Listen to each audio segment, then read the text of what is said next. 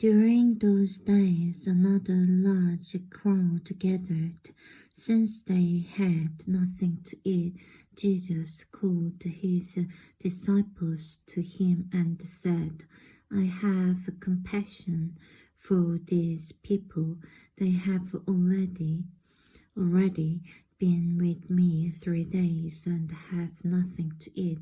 If I send them home hungry, they will collapse on the way, because some of them have come a long distance.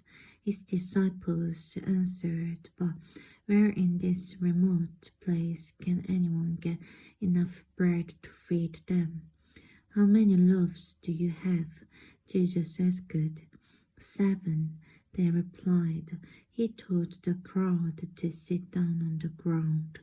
When he had taken the 7 loaves and given thanks, he broke them and gave them to his disciples to distribute to the people, and they did so. They had a few small fishy as well. He gave thanks for them also and told the disciples to distribute them. The people ate and were satisfied. Afterward, the disciples picked up 7 basketfuls of broken pieces that were left over.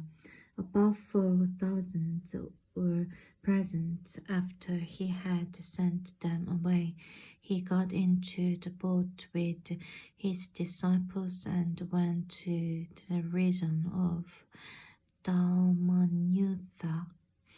The Pharisees came and began to question Jesus to test him. They asked him for a sign from heaven. He sighed deeply and said, Why does this generation ask for a sign? Truly I tell you, no sign will be given to it. Then he left them, got back into the boat, and crossed to the other side. The disciples had forgotten to bring bread, except for 1 loaf they had with them in the boat. Be careful, Jesus warned them. Watch out for the yeast of the Pharisees and that of Herod. They discussed this with one another and said, It is because we have no bread. Aware of their discussion, Jesus asked them, Why are you talking about having no bread? Do you still not see or understand? Are your hearts hardened? Do you have eyes but fail to see, and ears but fail to hear? And don't you remember when I broke the 5 loaves for the 5,000? How many basketfuls of pieces did you pick up? 12, they replied. And when I broke the 7 loaves for the 4,000, how many basketfuls of pieces did you pick up? They answered, 7. He said to them, Do you still not understand? They came to Bethsaida, and some people brought a blind man and begged Jesus to touch him. He took the blind man by the hand and led him outside the village. When he had spit on the man's eyes and put his hands on him, Jesus asked, Do you see anything? He looked up and said, I see people. They look like trees walking around. Once more, Jesus put his hands on the man's eyes. Then his eyes were opened, his sight was restored, and he saw everything clearly. Jesus sent him home, saying, Don't even go into the village.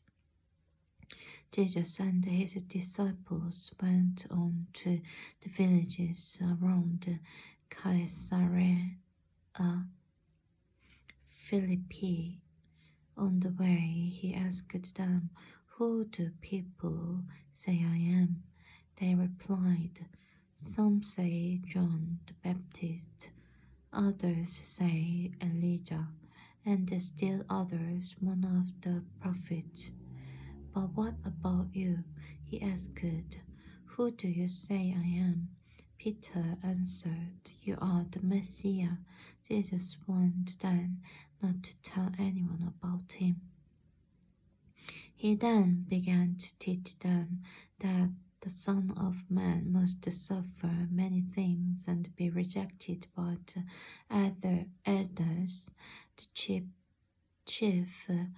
priests, and the teachers of the law, and that he must be killed and after 3 days rise again. He spoke plainly about this, and Peter took him aside and began to rebuke him. But when Jesus turned and looked at his disciples, he rebuked Peter. "Get behind me, Satan," he said. "You do not have in mind the concerns of God, but merely human concerns." Then he called the crowd to him, along with his disciples, and said, "Whoever wants to be my disciple must deny themselves and take up their cross and follow me. For whoever wants to save their life will lose it, but whoever loses their life for me and for the gospel will save it. What good is it for someone to gain the whole world, yet forfeit their soul?